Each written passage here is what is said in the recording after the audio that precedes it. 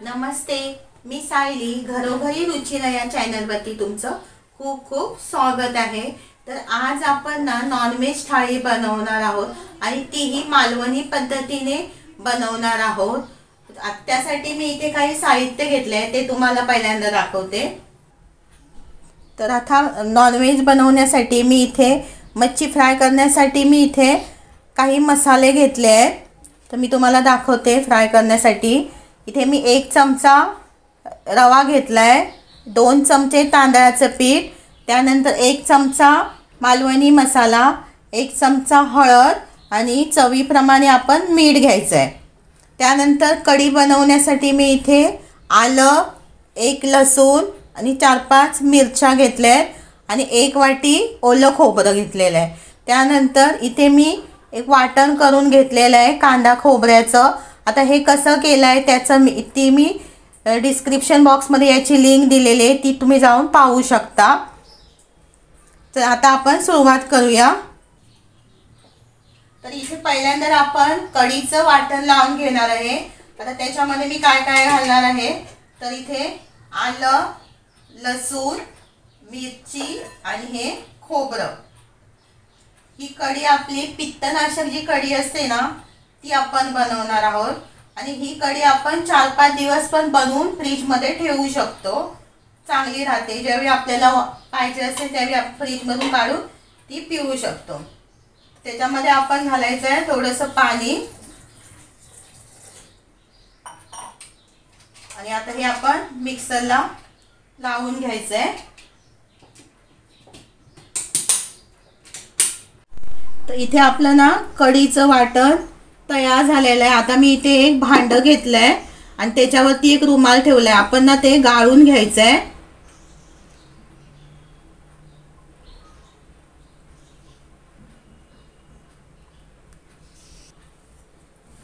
बघा अशा पद्धतीने ना गाळून घ्यायचं.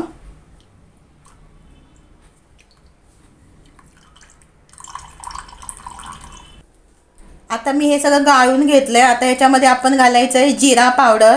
जर तुमच्याकडे जिरा पावडर नसेल ना तर तुम्ही जिरं मिक्सरला लावून घेतलं तरी चालेल त्या चटणी बरोबर.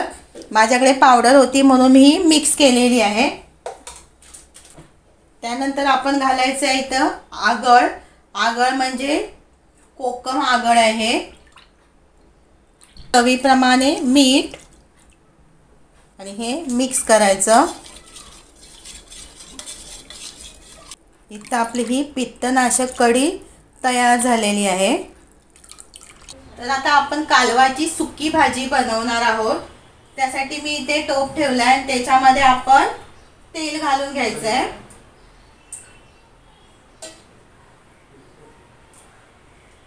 तेल आपलं गरम झालं ना की लगेच आपण त्याच्यामध्ये बारीक चिरलेला कांदा घालायचा. कांदा चांगला ना हा परतून घ्यायचा आहे तेलामध्ये. तर आता आपण याच्यामध्ये ना काही मसाले घालणार आहोत. पहिल्यांदा आपण घालायची हळद, त्यानंतर हा गरम मसाला आणि इथे हा आमचा घरगुती मसाला आहे तो मी घालणार आहे. तुमच्याकडे जो असेल तो तुम्ही घातला तरीही चालेल. इथे मी 2 चमचा हा घरगुती मसाला घातलेला आहे आणि हे आता आपण चांगलं मिक्स करून घेऊया. आता याच्यामध्ये मी हा बारीक चिरलेला टोमॅटो घालते. टोमॅटो मी इथे 1च घेतलेला आहे. तुम्हाला जर जास्त घ्यायचं असेल ना तरी घेतला तरीही चालेल.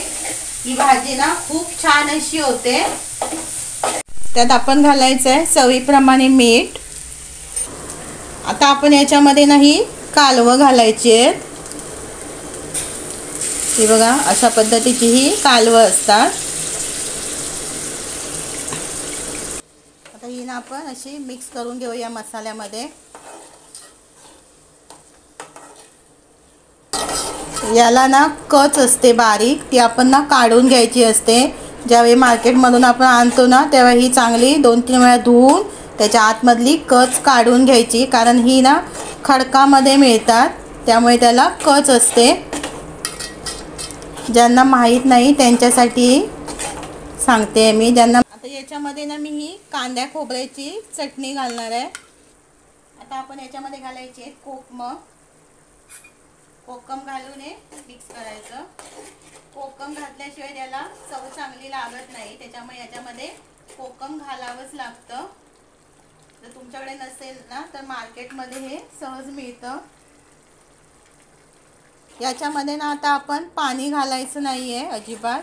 तर इथे आपली ना ही कालवण तयार झाली आहे, ते तुम्ही पाहू शकता. हे बघा कालवण आपली ना तयार झाली आहे. ही तुम्ही ना एकदम सुकी पण करू शकता, म्हणजे नुसतं कांदा टॅमॅटोमध्ये. तर तुम्हाला ती रेसिपी पाहिजे असेल तर तुम्ही मला कमेंट करून सांगा, म्हणजे मी तुम्हाला त्या पद्धतीने पण ही कालवण कशी करायची ती दाखवेन. तर इथे मी हा मसाल्याला साहित्य घेतले ते तुम्हाला मी दाखवलंच होतं. आता हे आपण ना मिक्स करून घ्यायचं.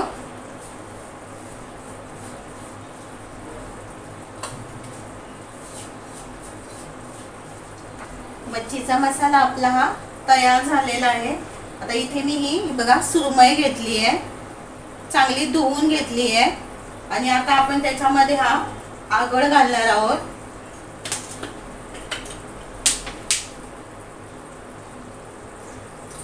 आगळ घालायचं आणि हे चांगली मच्छी त्याला लावून घ्यायचं. आगळ मच्छीला एका साईडला मी हा तवा गरम करत ठेवलाय, त्याच्यामध्ये आपण तेल घालायचंय.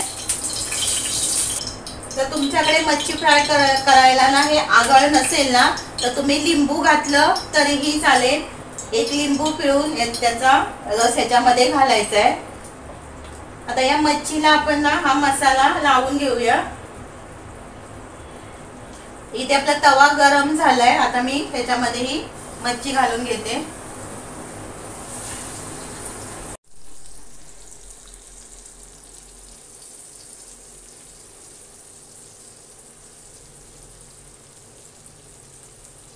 आपण थोडंसं तेल घालायचं, म्हणजे कसं दोन्ही साईडने चांगली मच्छी भाजली जाते.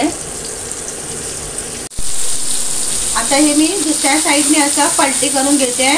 एक साईड आपली भाजलेली आहे.